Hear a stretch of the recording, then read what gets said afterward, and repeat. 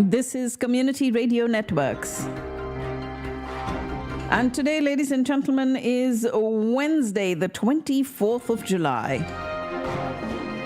We have all the information here for you to take on the day. And we'll start with the world news coming up first. This is Community Radio Networks, the world news, read by Shabnam Madgil. For more than 3 at times excruciating weeks, President Biden and his team were locked in a campaign to save his candidacy. With his primetime address to the nation tonight, a new effort is underway to shape his legacy. A team of Biden's closest advisors already at work to plot out what that will look like. The discussion includes domestic priorities he could advance in coming budget negotiations with Congress or through executive action, diplomatic initiatives he could see through with a freer hand, and accomplishing what he has described as the most elusive of the 3 goals he outlined in his 2020 campaign, unifying the country. President Biden will deliver this speech on his decision to drop out of the 2024 race today at 8 p.m. Eastern Time. He says he will address the nation from the Oval Office on what lies ahead and how I will finish the job for the American people. It'll be the first time the country hears from the president extensively since his abrupt decision to exit the race on Sunday, after he spent weeks defiantly insisting he had no intention of doing so. Vice President Kamala Harris opened up a marginal 2 percentage point lead over Republican Donald Trump after President Biden ended his re-election campaign and passed the torch to her. That compares with the marginal 2-point deficit that Biden faced against Trump in last week's poll before his Sunday exit from the race. The vice president held the first rally of her presidential campaign yesterday in Wisconsin, telling a raucous crowd that Republican rival Donald Trump wants to take the country backwards and contrasting her record with her. Referring to her background as a prosecutor, she told the crowd of over 3,000 that I took on perpetrators of all kinds, predators who abused women, fraudsters who ripped off consumers, cheaters who broke the rules for their own gain. So hear me when I say I know Donald Trump's type, she said to cheers and chants. She said her campaign is focused on the future while Trump is focused on the past. Her trip to a suburb outside Milwaukee, the site of last week's Republican National Convention, was her first stop in a battleground state under her presidential campaign, her 9th visit to Wisconsin in her vice presidential term, and her 5th visit to the state this year. Campaigned for president outlined her path to victory against former President Trump in a memo yesterday, and it touted $126 million now raised since President Biden announced his exit from the election on Sunday. Vice President Kamala Harris delivered these opening arguments against a second Donald Trump presidential term in a state she knows she will need to win in November, and that is Wisconsin. Her remarks at West Allis Central High School came at a time unlike any other in modern history, and as the presidential race was shaken up with about 105 days until Election Day. Senate Majority Leader Chuck Schumer and House Minority Leader Hakeem Jeffries endorsed Vice President Harris for the Democratic nomination for president during a news conference in Washington yesterday. U.S. Secret Service Director Kimberly Cheatle has stepped down after widespread calls from lawmakers for her to resign following the assassination attempt on former President Donald Trump. In her resignation letter obtained from a senior official who received it, she wrote that the scrutiny over the last week has been intense and will continue to remain as our operational tempo increases, and added that she takes full responsibility for the security lapse. Tendered her resignation amid scrutiny of security lapses related to this recent assassination attempt of former President Trump. And 2 police officers tasked with securing the building used as a vantage point by the gunman who tried to assassinate Donald Trump left their second-floor post to search for the suspected shooter shortly before he opened fire. Former President Trump's running mate, Senator J.D. Vance, held his first solo rally in his hometown of Middletown, Ohio, and attacked the Democratic Party over President Biden stepping down as the party's nominee for the presidential election. Democratic Senator Bob Menendez of New Jersey will resign his seat effective the 20th of August, according to a copy of his resignation. In July this month, he was convicted of 16 counts, including bribery, extortion, wire fraud, obstruction of justice, and acting as a foreign agent for his role in a years-long bribery scheme. Last Sunday was the hottest day in recorded history, according to a climate tracking agency that has monitored temperatures since the mid-1900s. Around 100 cities across the U.S. experiencing their hottest start to summer on record, and swaths of southern Europe have been grappling with triple-digit temperatures.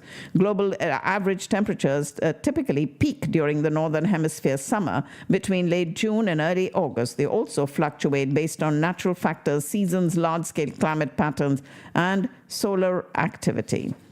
But it was this last Sunday that was been recorded as the hottest day ever, according to preliminary data from the European Union's Copernicus Climate Change Service, which has tracked such global weather patterns since 1940. Salt Lake City will be an Olympic host again after the IOC formally awarded the 2034 Winter Games to the United States bid this morning. The capital city of Utah was the only candidate since the International Olympic Committee gave Salt Lake City exclusive negotiating rights last year in that process. And was fast-tracked for 2034 and led to the U.S. being awarded the Games for that year. A hydrothermal explosion occurred at Biscuit Basin in Yellowstone National Park, damaging the nearby boardwalk and closing down parts of the park. Hydrothermal explosions are violent events caused by the rapid transition of fluids to steam underground, resulting in significant expansion and debris ejection.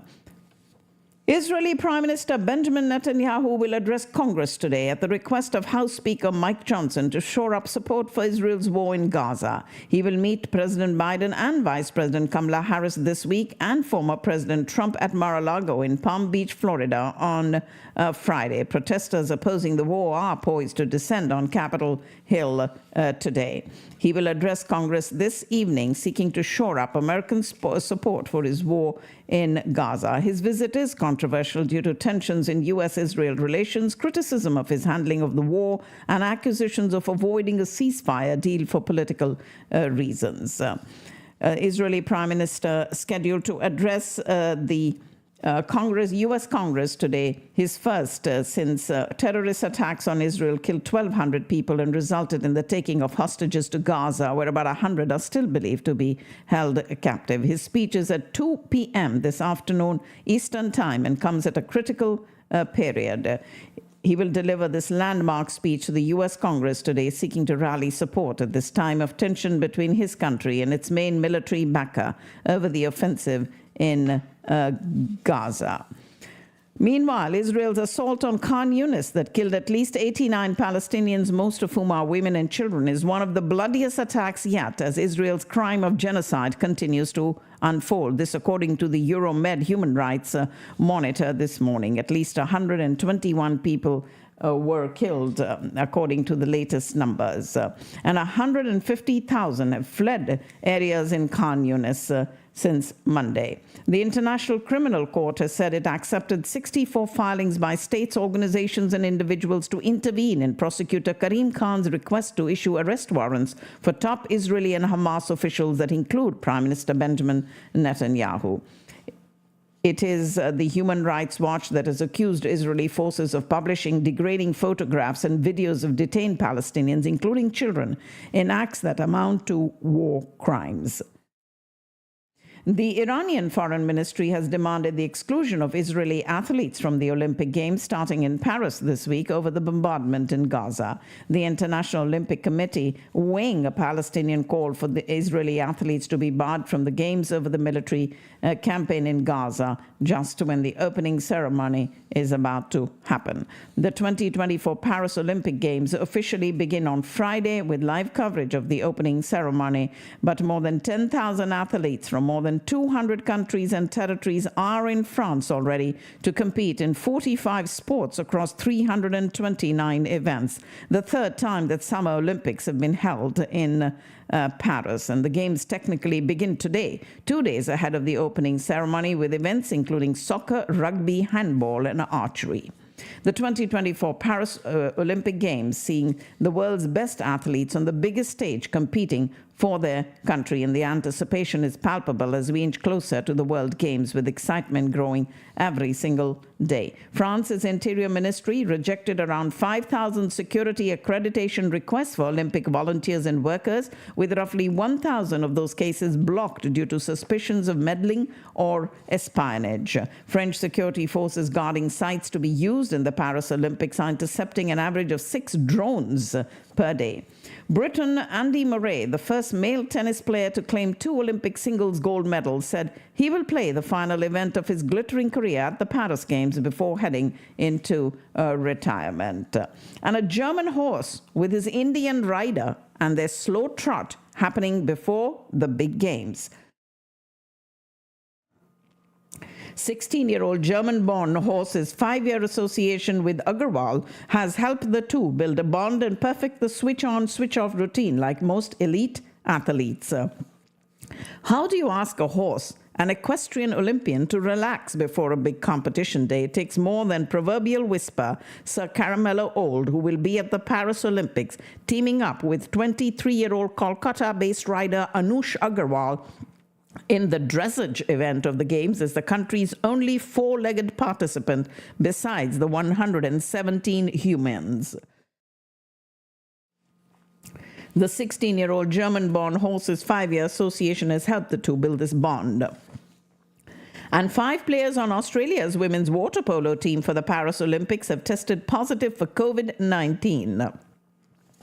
The full list of titles are set for the 81st edition of the Venice Film Festival, and they were revealed in another powerhouse lineup. The venerable event took place last year under the cloud of the SAG and the AFTRA strike, which prevented many stars coming out in support of their movies. With the labor action resolved and this year's roster now formalized, we expect a tidal wave of talent to wash over the Lido at the end of next month and into early September.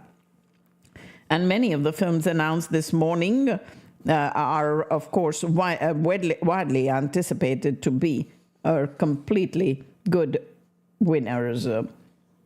Britain's new Defense Secretary, John Healey, is coming to Berlin today for his inaugural visit, and his German counterpart, Boris Pistorius, will welcome Healey with military honors in the German capital today. Air traffic has resumed at Germany's Cologne-Bonn airport after 5 climate activists glued themselves to the apron. The large international airport, which suspended flights this morning, said there would be delays and cancellations, but the exact number would be assessed during the course of the morning. Criminal charges have been filed for offenses against the Assembly Act, dangerous interference with air traffic, and trespassing. German authorities also banned the Islamic Center Hamburg, an organization that German intelligence considers to be controlled by Iran. To enforce the ban, which was published in the Federal Gazette and also affected affiliated organizations, officers searched premises in other states early this morning for the second time in a few months. At least 9 sailors perished and 4 others are still missing in rough seas after a fishing vessel sank in the South Atlantic, some 200 miles off the Falkland Islands. 14 crew members made it into life rafts and were rescued by 2 other fishing boats that were nearby when the Argos Georgia went down after being suddenly flooded with water. And this news from Madrid.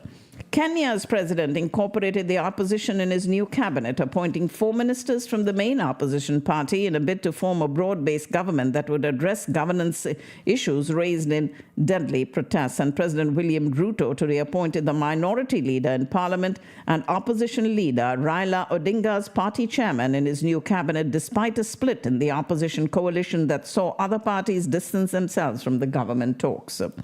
And dozens of people have been detained in the Ugandan capital capital of Kampala after joining scattered anti-corruption protests in defiance of an official ban. Around 60 people, including a prominent TV presenter and 3 young protest leaders, hurriedly brought before courts and remanded in custody following a march in the country's parliament yesterday. Russia is offering Moscow residents a record $22,000 to fight in Ukraine as President Putin scrambles to boost his troop numbers. The one-time signing bonus comes as Russia's full-scale invasion of Ukraine grinds on into its third year. Ukrainian foreign minister said China could help achieve a just and lasting peace between Moscow and Kyiv as the diplomat arrived in Beijing last night. The trip marks his first visit to China since Russia's all-out invasion of Ukraine in February of 2022. Ladies and gentlemen, you're listening to the World News on Community Radio Networks. Heavy rain from Typhoon Jaime has flooded the Philippine capital of Manila and nearby cities, forcing authorities to shut schools, offices, and cancel flights today and declare a state of calamity in a region that is home to 13 million people. The storm, strengthening as it gusts towards Taiwan, did not make landfall in the Philippines but has intensified seasonal monsoon rains, causing landslides and flooding over the past few days. And now it is heading towards Taiwan. Dozens of failed asylum seekers from Vietnam are to be sent back to the country today using resources the last government had earmarked for the Rwanda scheme. The Labour government scrapped the plan, which would have seen some asylum seekers sent to the East African country within hours of taking power, describing it as a gimmick and a waste of money. But the government will now use a plane intended to remove people to Rwanda to send around 55 people to Vietnam instead. North Korea has again sent balloons believed to be carrying rubbish across the heavily guarded border into South Korea. At least one of the balloons had landed on the grounds of the South Korean presidential office. And an aircraft with 19 people on board, including crew members, has crashed on takeoff in Nepal. The plane belonging to Saurya Airlines crashed at Tribhuvan International Airport in Kathmandu this morning. According to preliminary information, 5 bodies have been recovered at the scene of the accident, and the plane skidded off the runway and crashed as it was taking off, reportedly bound for Pokhara in Nepal. However, there was no initial confirmation on this so far. The passenger plane crashing on takeoff in Kathmandu with the pilot rescued from the flaming wreckage, but all 18 others aboard have been killed. A woeful track record on aviation safety in that country and the Himalayan Republic has seen a spate of deadly light plane and helicopter crashes over the last decades. It was being conducted for either technical or maintenance purposes, and we do have the plane crashing this morning. Nepal's air industry has boomed in recent years, carrying goods and people between hard-to-reach areas as well as foreign trekkers and climbers. But it has been plagued by poor safety due to insufficient training and maintenance, and issues compounded by the mountainous republic's treacherous geography. The European Union has actually banned all Nepali carriers from its airspace over safety concerns. We do have Bangladesh's Prime Minister Sheikh Hasina saying the army was deployed to ensure security of lives and property, defending her decision to enforce a curfew with a shoot-on-sight order following violent clashes between the police and protesters in Bangladesh. Prime Minister Sheikh Hasina said that the tough measures were taken to ensure the security of the lives and properties of people. Her comments came a day after Bangladesh's Supreme Court scrapped most of the quotas and government jobs, keeping a key demand of protesters. And that the rallies have sparked one of the deadliest outbreaks of violence in the country for years. She is also the president of the ruling Awami League and called upon the leaders and workers of her party and its associate bodies, the affluent section of the society, and well-wishers to extend hands of cooperation to the country's lower-income, poor and working-class people. Bangladesh has witnessed violent clashes between police and mostly student protesters demanding an end to this controversial job quota system that reserved 30% of government jobs for relatives of veterans who fought in Bangladesh's War of Independence in 1971. The latest ranking released by the Henley Passport Index puts India's passport at the 82nd spot, allowing Indians visa-free entry to 58 countries. The ranking is based on data from the International Air Transport Association, which maintains the most extensive and precise database of travel information worldwide. And it is Singapore's passport that has been named the world's most powerful passport, offering visa-free access to 195 countries. France, Italy, Germany, and Spain tied with Japan in the second place. And that provides passport holders access to 192 countries. And then in third place in the ranking, Austria, Finland, Ireland, Luxembourg, Netherlands, South Korea, and Sweden all have visa-free access to 191 destinations. The UK is the fourth place alongside New Zealand, Norway, Belgium, Denmark, and Switzerland. Australia and Portugal share the number 5 spot, while the United States dropped down to 8th place with visa-free access to 186 countries. India has reopened its embassy in Libya a little more than 5 years after it was closed because of the worsening security situation in the North African country, which continues to have about 3,000 Indian nationals. The reopening of the mission, which was maintained by a skeletal staff that included a consular clerk, was announced during a news conference by the Foreign Ministry under Libya's National Unity Government based in Tripoli, and India's new charge d'affaires for the mission, Mohammed Aleem, was present at this event. 9 fishermen from Rameshwaram were arrested by the Sri Lankan Navy for allegedly crossing international borders. They were fishing in 2 boats when they were arrested and the boats were seized. A group of fishermen from Rameshwaram had gone fishing in 430 boats after getting the necessary permission. And a total of 27 laborers from Jharkhand who were reportedly stranded in Central Africa's Cameroon have returned to the state. The laborers had sought help from the state government through a recent video message, claiming they were not receiving their salaries from the employer and also facing trouble in arranging for daily meals. Bhutanese Prime Minister Tobgay, who along with his king Jigme Khesar Wangchuk has wrapped up their 3-day visit to Gujarat today and said the trip would strengthen the ties of friendship between Bhutan and Bharat in the last leg of their program in the state. They were there in Gujarat on this trip and have reporters there talking to them in Gandhinagar before they left. The state government said in a release that the visiting delegation was impressed after seeing world-class infrastructure and other high-tech systems such as the district cooling system and utility tunnel.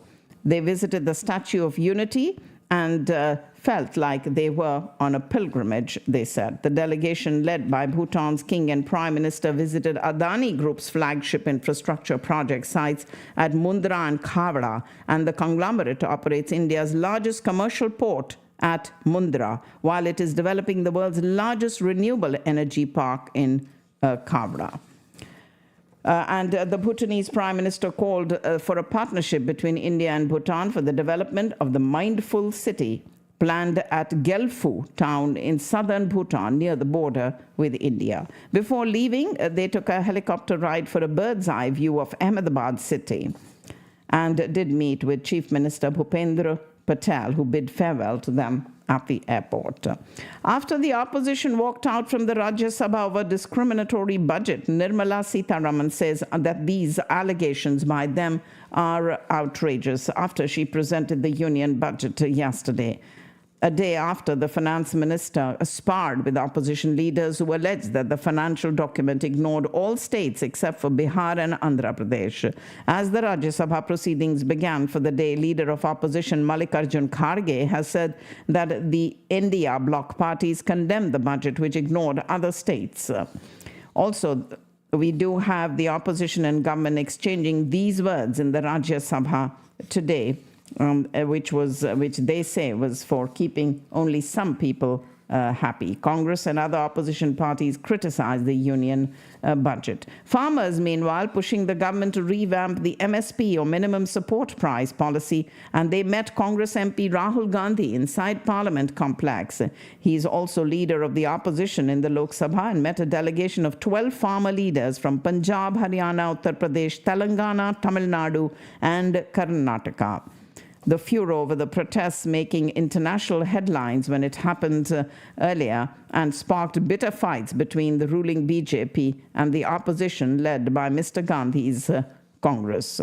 The Supreme Court proposed setting up a committee to look into the various demands of these farmers and directed the central government and state governments to suggest individuals who can be included in the committee, while ordering a status quo for a week on the Shambhu border near Ambala, where they have been camping since February.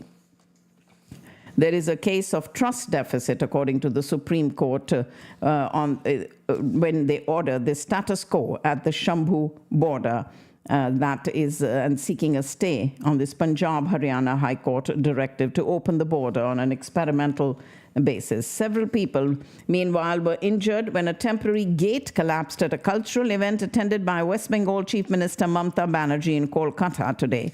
The report adding that the event organized by the Information and Cultural Affairs Department at the Dhanadhanya Auditorium was held to commemorate the 44th death anniversary of the legendary actor Uttam Kumar. The new legislation aims at curbing malpractices in competitive examinations, including the leak of question papers, which has been at the center of the NEET 2024 question paper leak controversy. The Bihar legislature passed the Bihar Public Examination Bill, laying down provisions for 3 to 10 years of imprisonment with a fine up to 1 crore rupees against the backdrop of instances of paper leaks in constables, teachers, and most recently, the NEET UG examinations emanating from the state. Bengaluru, which is seeing a surge in dengue cases, has been reporting an average of around 150 new cases per day, causing concern among authorities and residents. In a meeting at the Bengaluru Solid Waste Management Company to discuss dengue control measures with Bengaluru, it is said that a total of 3,300 dengue cases have been reported.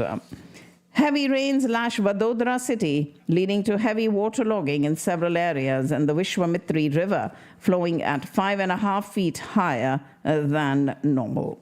The U.S. is always concerned at the arrest of opposition leaders and urges peaceful upholding of constitutional and democratic principles, said the State Department spokesperson Matthew Miller regarding the arrest of PTI leader Rauf Hassan and the raid on the party's office. It is during a State Department press briefing last night that he was asked to comment on the Pakistani government's decision to conduct the raid, arrest Hassan, and even trying to have the PTI banned. The U.S. administration has sought a budget of $101 million for Pakistan to strengthen democracy, fight terrorism, and stabilize the country's economy.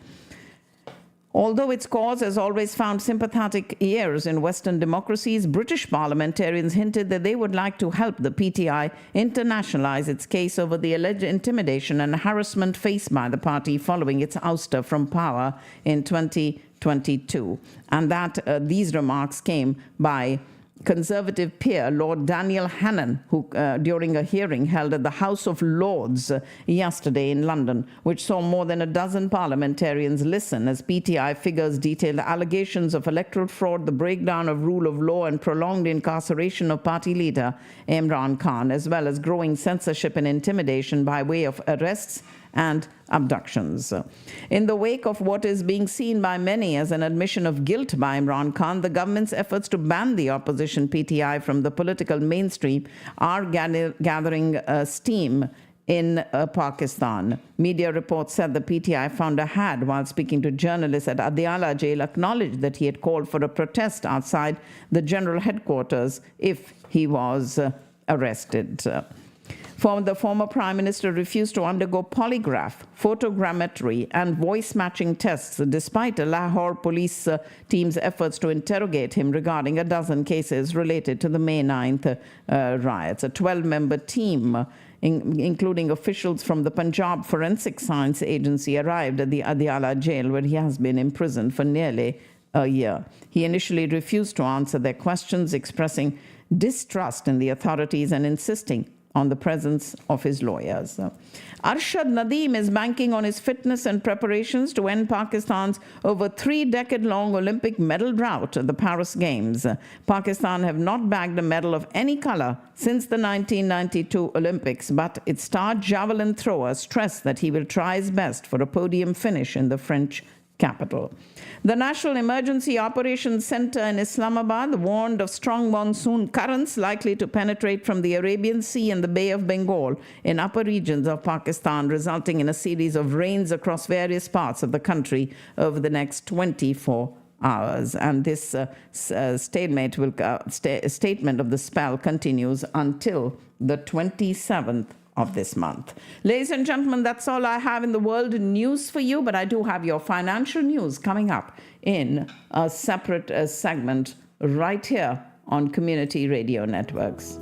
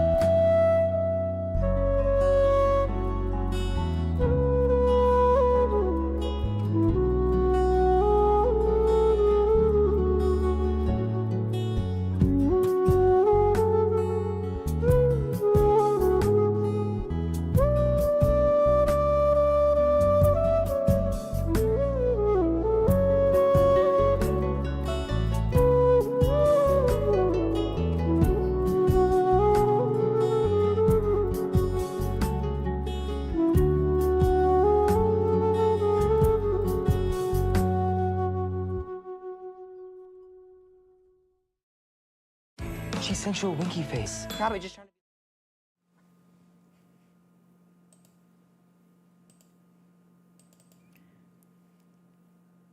On this Wednesday, the 24th of July, let's get you all the financial news that you need to know today. The Nasdaq led U.S. stocks lower before the bell this morning after lackluster Alphabet and Tesla earnings stirred up worries that big tech's power to fuel gains is fading. Futures on the tech-heavy Nasdaq sank 1.1%, while S&P 500 futures fell roughly 0.8%.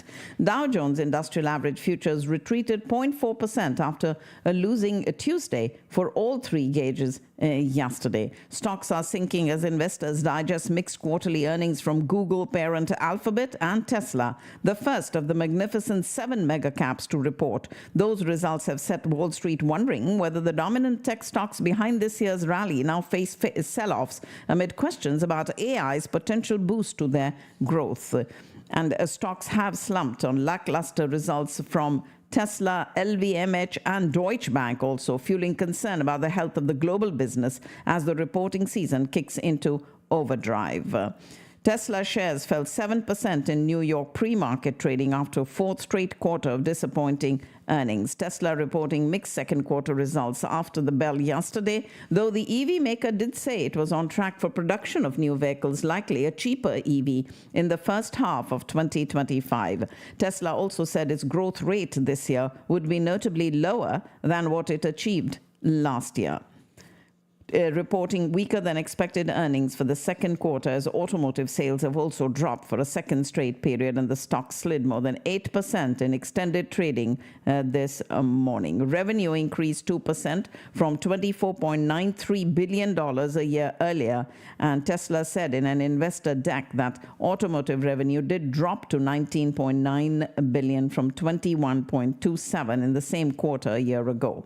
Elon Musk is asking users of X whether whether Tesla Inc. should invest $5 billion in his artificial intelligence startup, saying he was testing the waters for a potential transaction.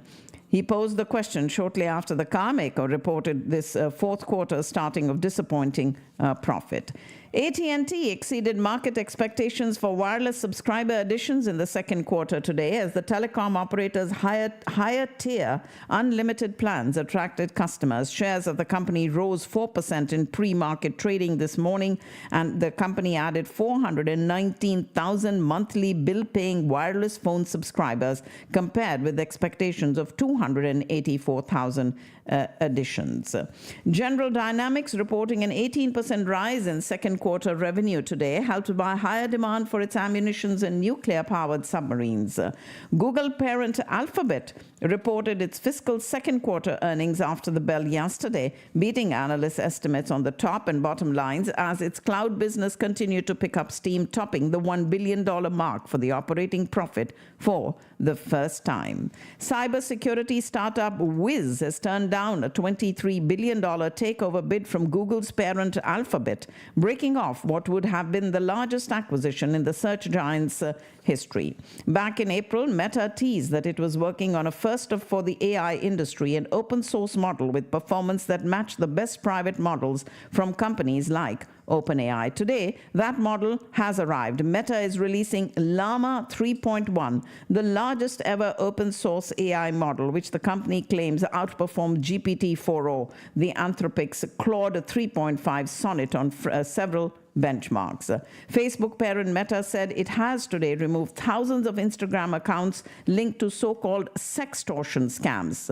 The company detailed how it pulled 63,000 accounts, including a network of 2,500 accounts run by some 20 individuals attempting to commit the financially motivated scams. According to Meta, the accounts are affiliated with a group known as Yahoo Boys, and no affiliation with the website Yahoo, but a loose collection of cyber criminals that largely operate out of Nigeria, focusing on financial scams. Meta Platforms said they had removed all of these from Nigeria. Visa's third quarter revenue growth fell short of Wall Street targets in a rare miss for the world's largest payments processor, as steep borrowing costs limited consumer spending, sending its shares down 3.3% in early morning trading today.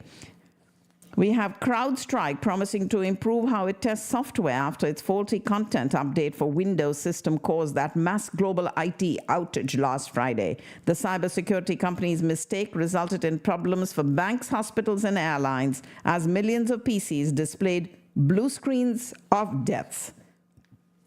The U.S. has opened an investigation into Delta Airlines as it still struggles to recover from last week's global IT outage. Transportation Secretary Pete Buttigieg said Delta must provide passengers with refunds and other compensation for disrupted travel as required by law. A day earlier, Delta, which had canceled more than 5,000 flights since Friday, signaled it could take several more days for operations to return to normal. Following this Delta widespread cancellation and delays, the company issued this new message today to customers affected by the fallout and plans to issue 10,000 bonus miles and offer to reimburse reasonable expenses. Oil prices have fallen about 2% to a 6-week low on rising expectations of a ceasefire in Gaza and growing concerns about demand in China. U.S. existing home sales fell more than expected last month as the median house price set another record high, but improving supply and declining mortgage rates offered hope that activity could rebound in the months ahead. U.S. mortgage rates eased last week to their lowest level since early February, while a further decline in home purchase applications suggested even cheaper borrowing costs may be needed to stir demand. The contract rate on a 30-year fixed mortgage slipped 5 basis points to 6.82%. Newmont Corporation and Barrick Gold Corporation, the top two gold miners of the world, are expected to post higher quarterly profits powered by a rally in the precious metals prices. And during the April to June quarter, spot gold averaged $2,335.87 per ounce, 18% higher than the same period last year.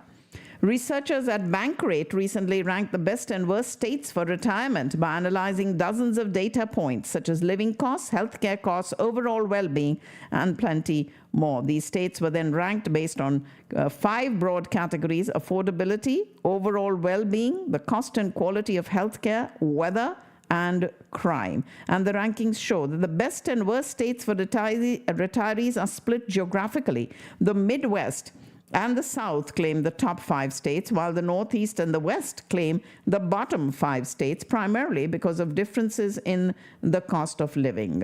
On top of the list as the best state to retire is Delaware, followed by West Virginia, Georgia, South Carolina, and Missouri, rounding out the top 5. And on the flip side, Alaska, New York, Washington, California, and North Dakota landed at the bottom of the rankings.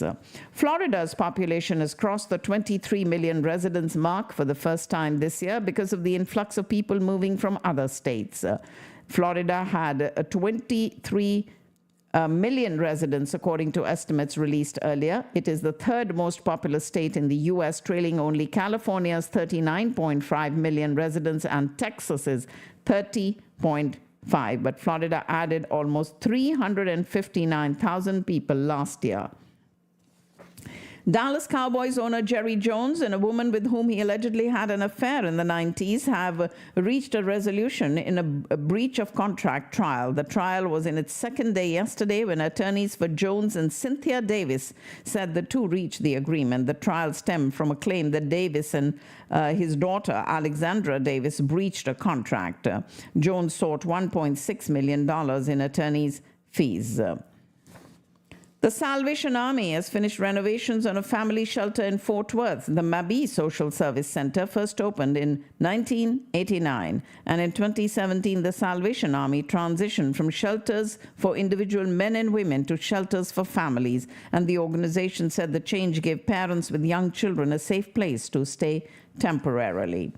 European leagues and FIFPro Europe will jointly file a complaint to European Union antitrust regulators against FIFA's international match calendar, according to the sports organization and players' union, intensifying that spat with world football's governing body. The move by the two bodies followed legal action by the English, French, and Italian player unions against FIFA on the same issue in a Brussels commercial court last month.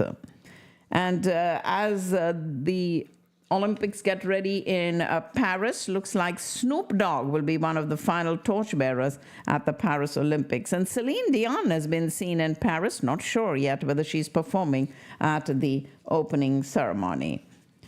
We also do have NASA marking 25 years since it launched its X-ray observatory Chandra by publishing 25 previously unseen cosmic images that the telescope has collected since its inception. Named after Indian-American Nobel laureate and astrophysicist Subramaniam Chandrasekhar, Chandra is the most powerful X-ray observatory in operation. X-rays originate when matter is heated to millions of degrees, commonly in high-energy regions with extreme magnetic or gravitational forces, and this telescope has helped reveal the nature of supernovas and galaxy clusters and detected X-rays from within 55 miles of a black hole's event horizon. And the 65-foot structure orbits Earth in an elliptical shape every 64 hours, swinging close to Earth before hurtling far beyond the Van Allen radiation belts, dense rings of magnetized solar particles around Earth. And from there, it can capture X-ray data unobstructed for 55 hours every orbit. And that is the Chandra. India may amend rules for the issuance of new bonds that are eligible to trade on global indexes if large inflows spur volatility, according to a top finance ministry official. The government has an option to tweak the fully accessible route for securities that will be issued in the future. U.S. lawyers for units in the troubled Indian tech firm Baiju want to quit defending their clients in a bankruptcy dispute, blaming an irreparable breakdown with the companies and a board member accused of lying in court to help hide $533 million from disgruntled lenders. In an unusual move, two law firms representing Riju Ravindra Mahendran, brother of Byju's founder, filed papers in federal court in Wilmington, Delaware, claiming their clients have failed to cooperate in their own defense. Lawyers representing Byju's ally, William Morton, the founder of a small Florida hedge fund, also sought court permission to quit. For months, lenders have been trying to find $533 million in cash that Ravindran allegedly moved out of the U.S. Britain's Foreign Secretary David Lammy has arrived in India for talks with ministers and business leaders, and the visit is being billed as an attempt to reset Britain's relationship with the country and the global South. He has called India an indispensable partner in the government's efforts to grow the economy and tackle climate change. The rupee weakened to end at a record closing low against the US dollar, 2 paise lower at a record low of 83.71 against the US dollar. The share market continued its fall today with the BSE Sensex at 280.16 points or 0.35% to 80,148, while the broader NSE index declined 65.55 points to 24,413 as the government's decision to raise tax on gains from equity investments has dented investor sentiments. The Indian stock market declining significantly yesterday and today. Market Watch say that the move to hike long-term capital gains tax from 10% to 12.5% will discourage savings and investments. And the stock market live update says that the share market continues to fall and the Sensex is down by 280 points and the Nifty by 65 points. Meanwhile, the budget that was presented yesterday is turbocharging cybersecurity and AI-related projects that have seen a jump of over 84% over last year. We do have the budget being explained and lots of ruckus there in Congress.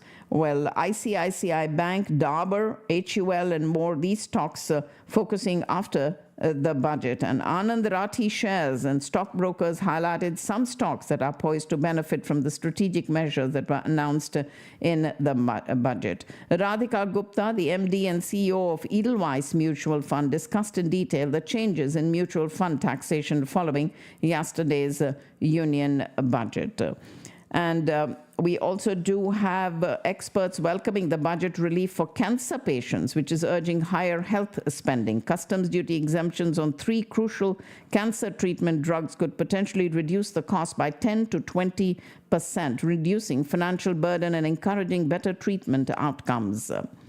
Her big Nirmala Sitharaman, the finance minister's big announcements, and one of the key focuses in this first budget of the third Narendra Modi government was youth and students. She announced several measures, including financial support for loans of up to 10 lakh rupees and paid internships also. We have P. Chidambaram saying that he believed the government will be able to create 2 crore jobs in a year, as mentioned in the budget. And Kaushik Basu shares big takeaways from Nirmala Sitharaman's budget, as Arvind Virwani, the member of Niti Aayog, shares big takeaways from the union budget also, and Kiran Mazumdar-Shaw backs the government's employment-linked incentive schemes. We have also many students, women, and professionals that are included in the budget.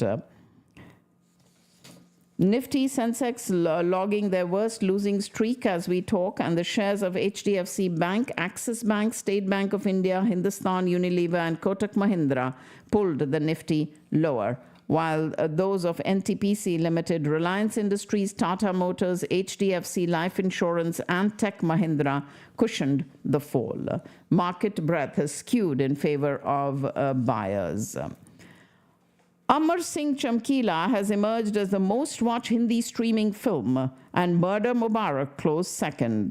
The Chamkila film led the list with 12.9 million views, while Murder Mubarak came in second with 12.2 million views. In Telugu, Kalki 2899, AD's Prelude, Bujji, and Bhairav topped the list of the most watched shows.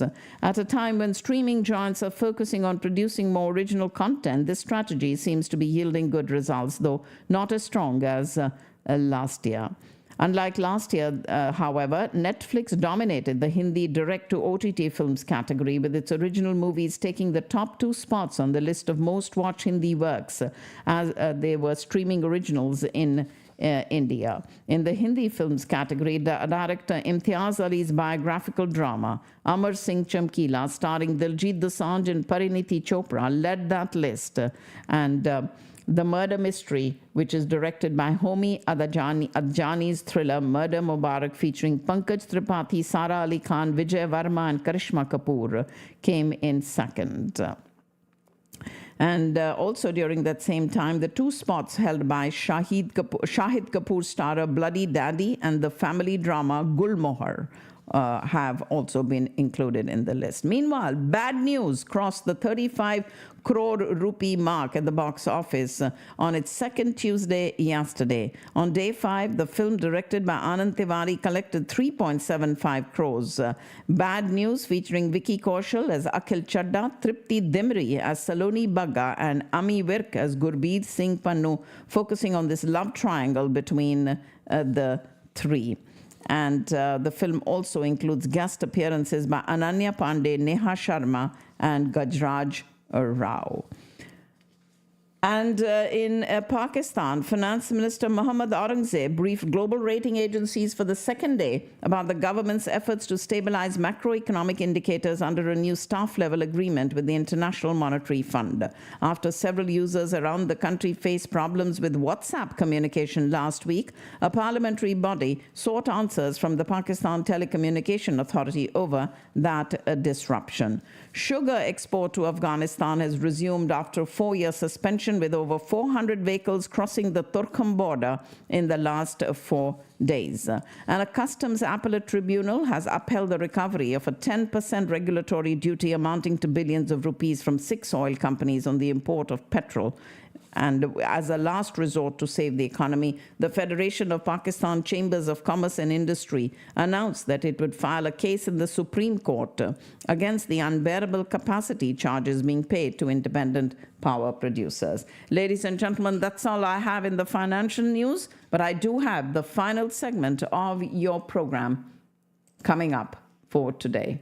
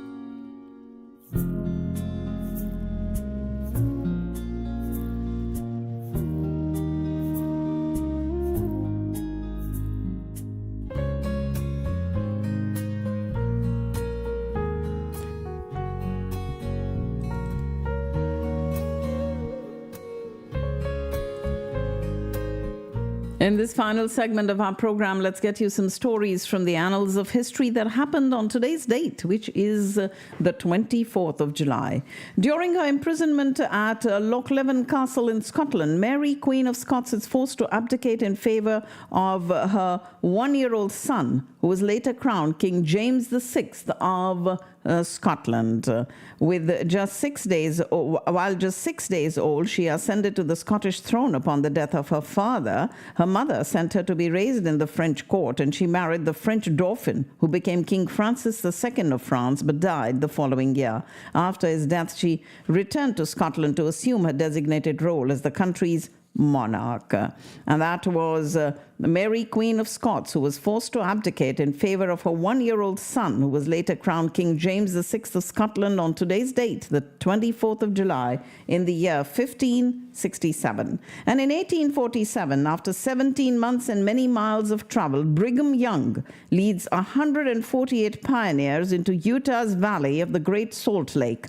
Gazing over the parched earth of the remote location, he declared, "This is the place," and the pioneers began preparations for the thousands of followers of the Church of Jesus Christ of Latter-day Saints, also known as the Mormons, who would soon come. Seeking religious and political freedom, the Latter-day Saints began planning their great migration from the East after the murder of Joseph Smith, the Christian sect's founder and first leader.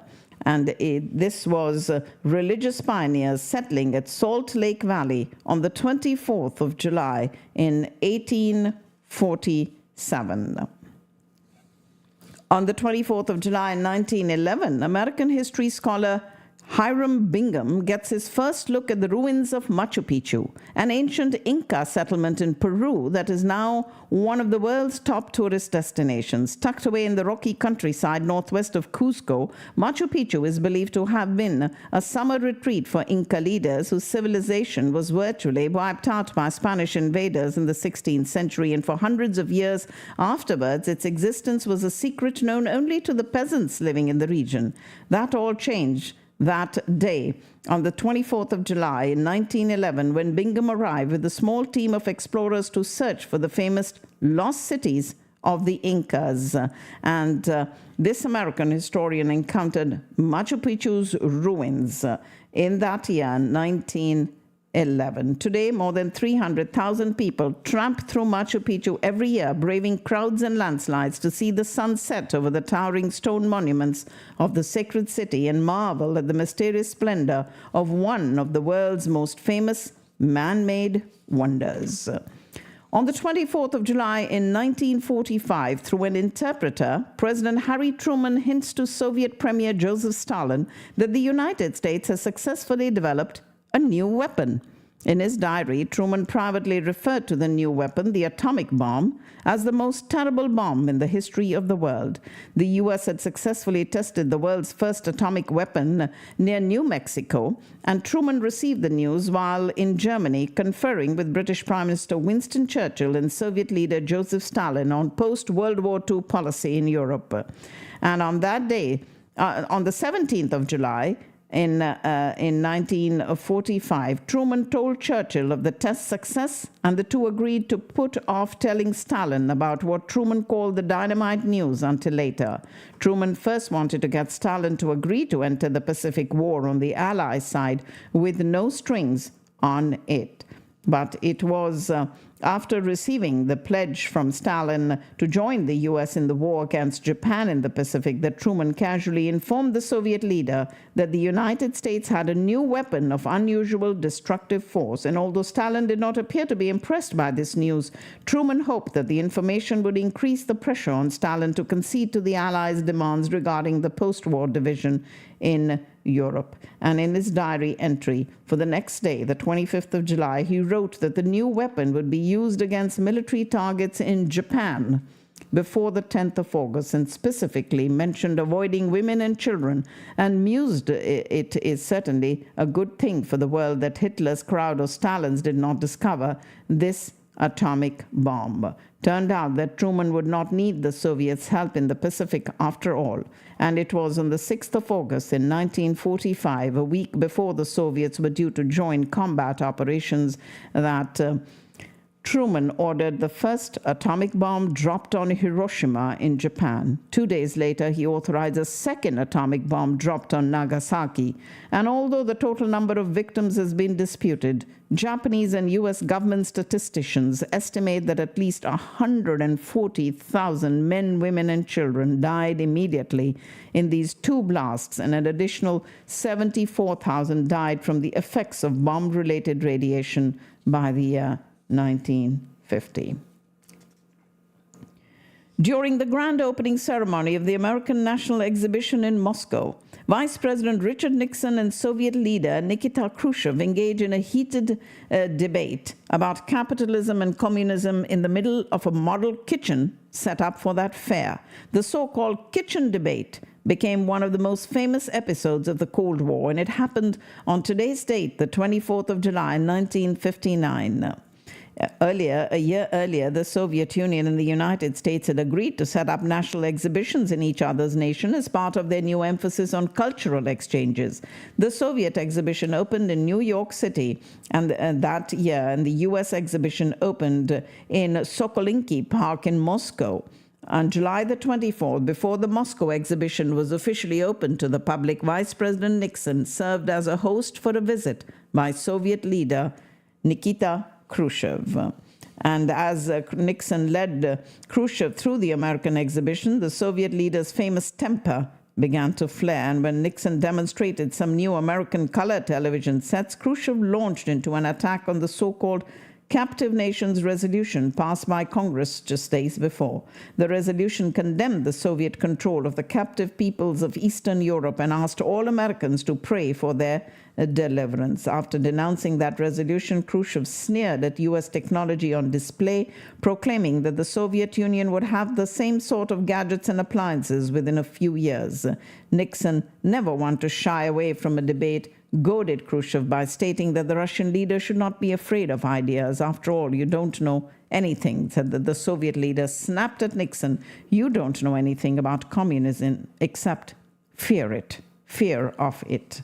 And that was the kitchen debate on the 24th of July in 1959. And it made front page news in the U.S. the next day. For a few moments, in the confines of a modern kitchen, the diplomatic gloves had come off, and America and Soviet Union had verbally jousted over which system was superior, communism or capitalism. As with so many Cold War battles, however, there was no clear winner, except perhaps for the U.S. media, which had a field day with the dramatic encounter that happened on today's date in 1959.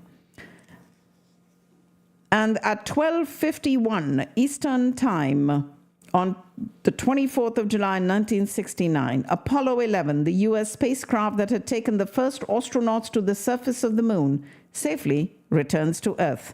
The American effort to send astronauts to the moon had its origins in a famous appeal that President John F. Kennedy made to a special joint session of Congress in 1961. I believe this nation should commit itself to achieving the goal before this decade is out of landing a man on the moon and returning him safely to Earth.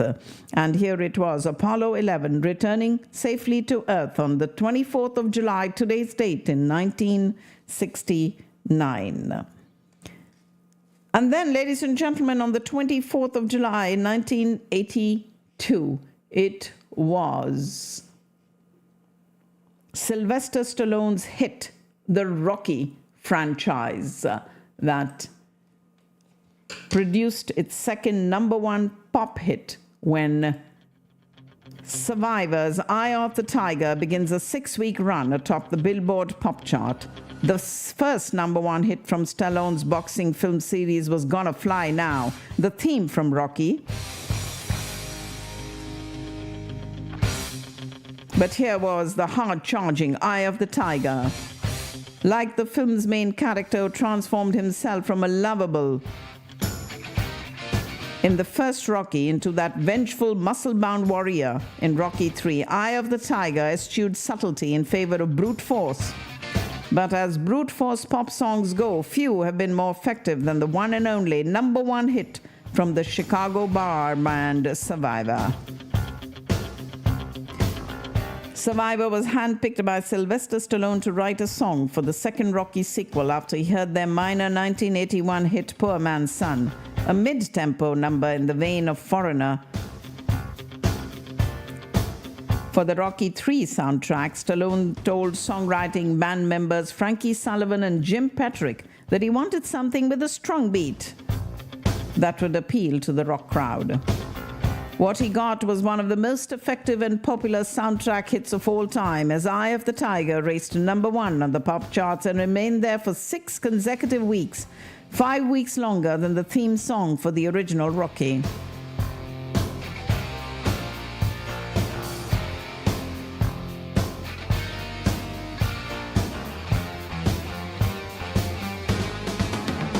And then on the 24th of July in 1998, on that day, ladies and gentlemen, director Steven Spielberg's World War II epic called Saving Private Ryan is released. In theaters across the United States, the film starring Tom Hanks and Matt Damon was praised for its authentic portrayal of war and was nominated for 11 Academy Awards, took home 5 Oscars for Best Director, Best Cinematography, Best Sound, Best Film Editing, and Best Sound Effects Editing. The film's lengthy opening scene was a bloody reenactment of American troops landing at Omaha Beach in Normandy. Following this violent D-Day scene, Saving Private Ryan centered around the fictional story of Captain John Miller, played by Tom Hanks, and his band of 7 Rangers who were sent on a mission to rescue Private James Francis Ryan. That was Matt Damon, a paratrooper missing somewhere behind enemy lines.